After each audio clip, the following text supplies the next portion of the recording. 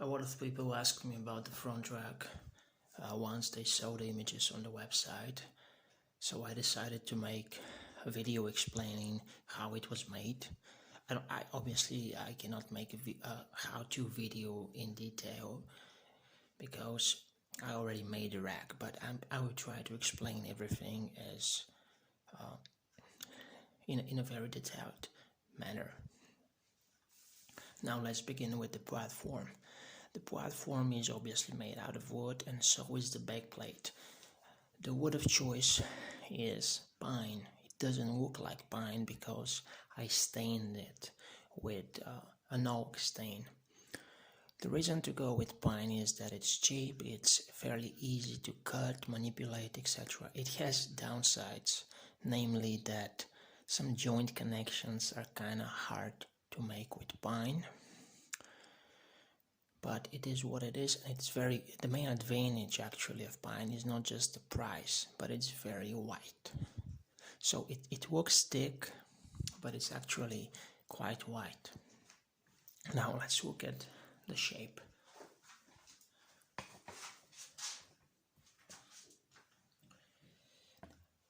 I chose this shape primarily to save weight, and I created those two parallel cuts right here so that I can use a luggage strap, and the luggage strap is now limited. It cannot move, it cannot reach this corner right here. So those cutouts, they are made for the luggage strap. I also have a front cutout and a rear cutout right here. It's for luggage straps that are perpendicular to the backplate.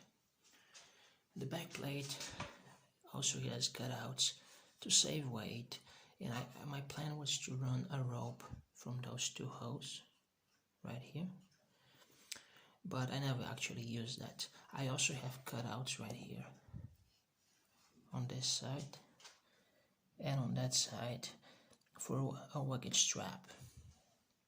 Now let's talk about the connection between the two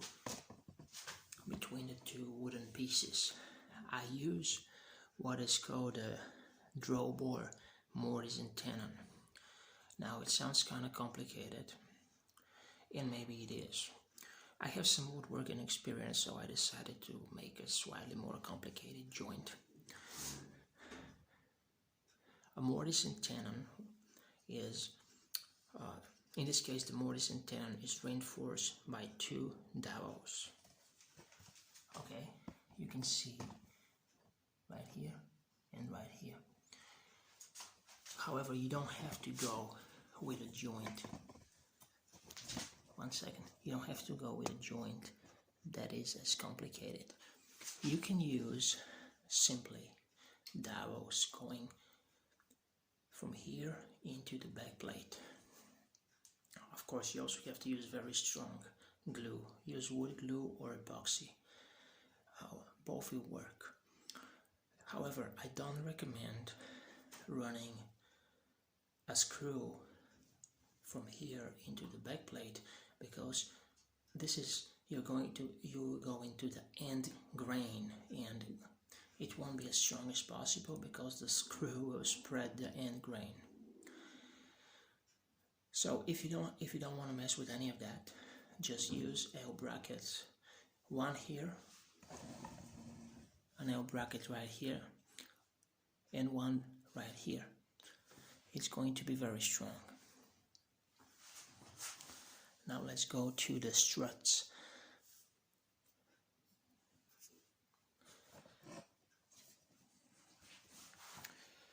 The struts are made out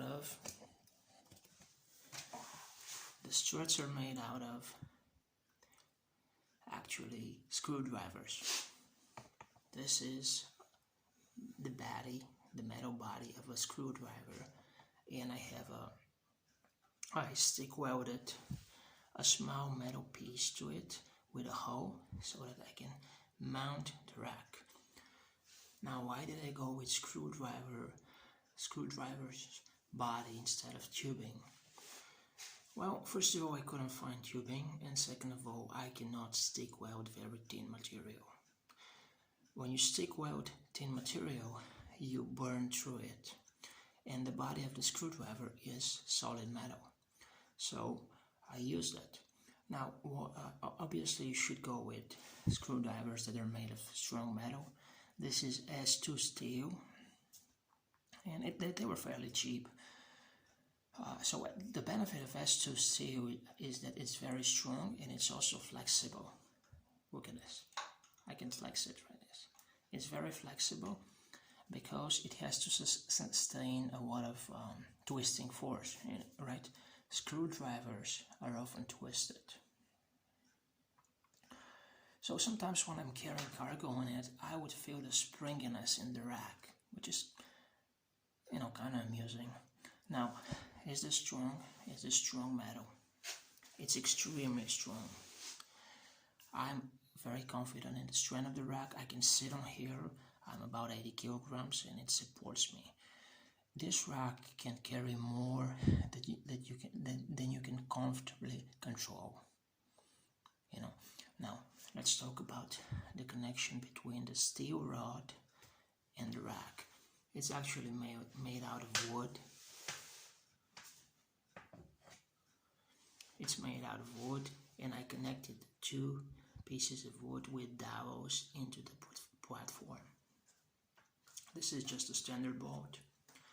So the rack itself, apart from the struts, is all wood.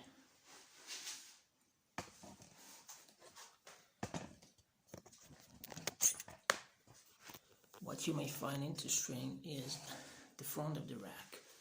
I added this piece right here. This is this wooden piece right here to prevent any possibility that the wood of the platform would split. I also use this to mount my white. As you can see, there is a bolt going through the front piece, and my white is attached to it. So my white is always here. I can remove it to charge it, but usually I keep it on the bike. I don't remove it when I walk my bike because people can't even see it right down here. Now let's go to the pieces that connect the back plate to the handlebars.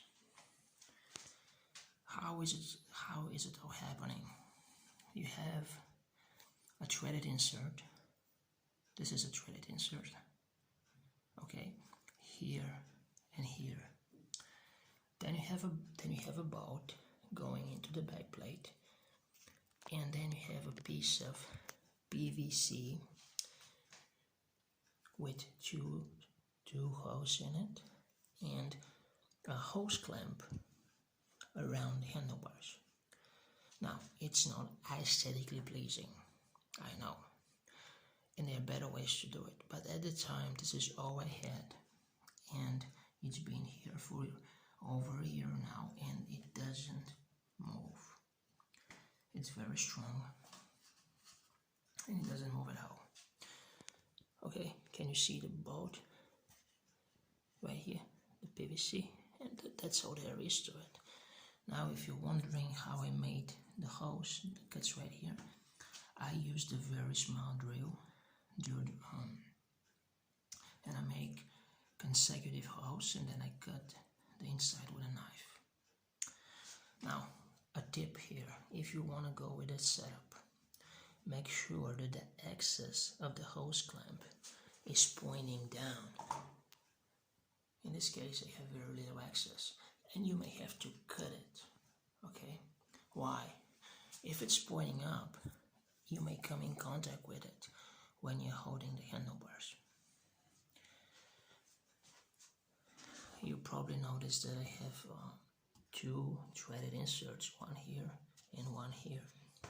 The reason for those inserts is that I wanted to connect a milk crate type of thingy to the rack with bolts, and I did it and it works fine.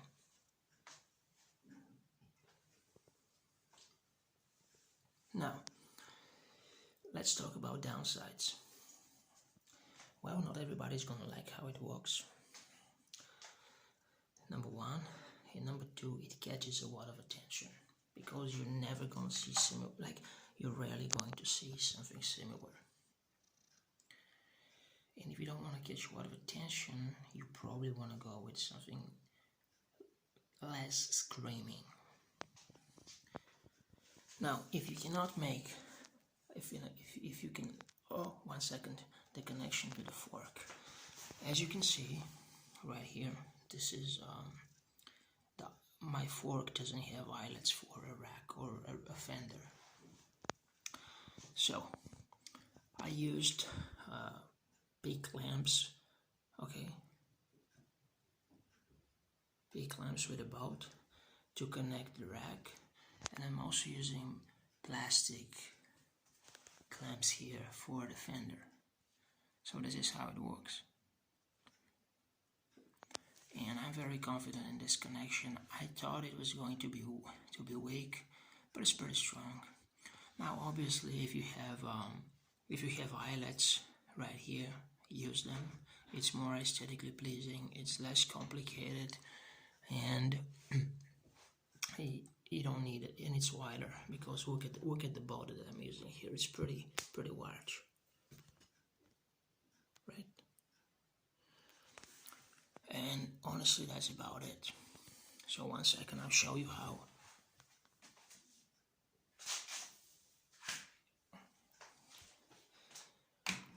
I'm installing my milk crate. Okay, you see the hose here? All you have to do is screw 2 bolts in, tighten 2 bolts in, and you have this nice basket right here. So I hope this was helpful. And yeah, like I told you, the rack can support more than you can carry comfortably on a bike, because the rack is connected to the fork and to the handlebars.